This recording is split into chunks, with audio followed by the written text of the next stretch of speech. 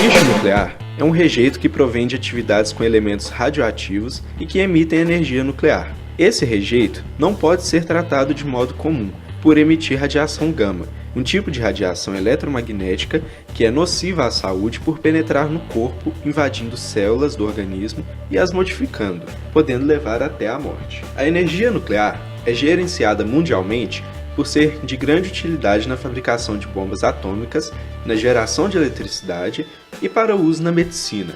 Entretanto, ela tem um alto custo e seus resíduos trazem impactos à natureza, além de poder ser indevidamente usada na construção de armas nucleares. O Brasil estoca seus rejeitos radioativos em 9 depósitos, sendo um deles definitivo e que se localiza em Abadia de Goiás. Em tamanho, o maior deles se encontra aqui em Minas Gerais, na cidade de Poços de Caldas, que armazena 15 mil toneladas de rejeitos que são resultado do beneficiamento em São Paulo da monazita, um mineral altamente radioativo.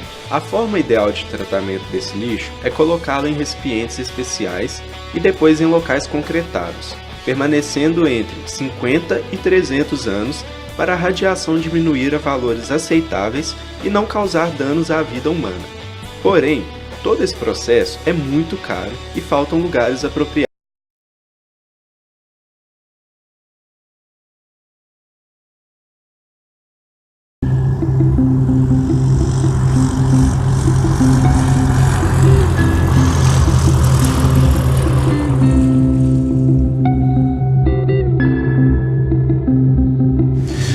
A história da América Latina é uma longa história da perda, da usurpação, do roubo dos recursos naturais. E a consciência da necessidade de preservar esses recursos, de defender esses recursos, não é tão acelerada como o processo do roubo que continua. Os ladrões são mais rápidos do que a gente, né? São mais velozes que nós.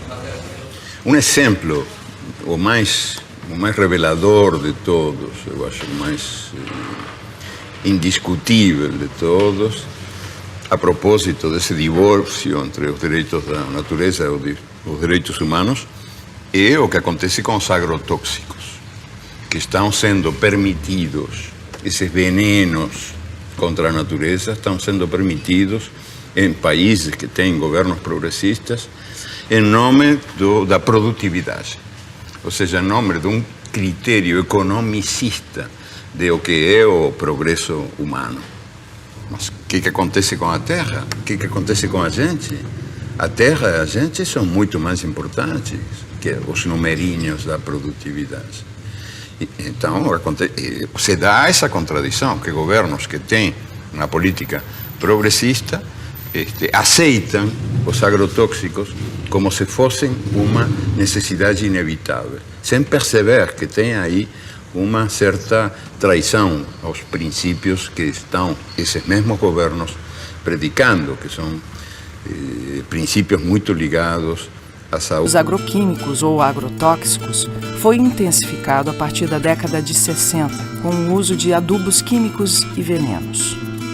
A química promete saúde, mas oferece riscos aos que consomem alimentos geneticamente transformados e aos trabalhadores que manipulam os agrotóxicos.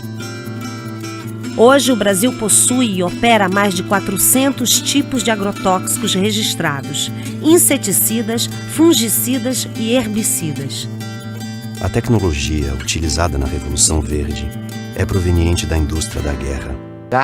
Esquecer toda a herança, todo o acúmulo de conhecimento da agricultura tradicional ao longo dos seus 10 mil anos e criou-se um negócio totalmente novo. A gente aqui roçava o mato, usava semente crioula e plantava.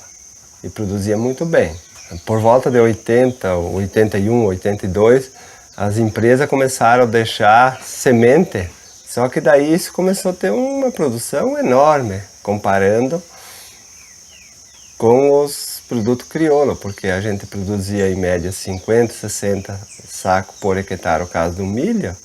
Aí a gente começou a produzir 100, 100 e poucos, com pouco investimento. A primeira coisa que aconteceu de ruim foi que a gente perdeu o controle da semente.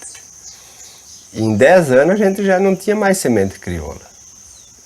De nada, inclusive das hortaliças. E hoje a maioria é transgênico, que se tu não comprar o pacote completo, né, que vai um monte de produto químico, ele não produz.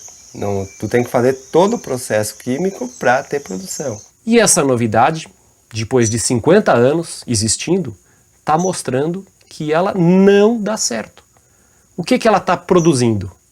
Ela está produzindo perda da fertilidade do solo, perda dos mananciais, perda da biodiversidade, contaminação do solo, das águas e das pessoas, contaminação do ar, mudanças climáticas. O que mais nós vamos esperar?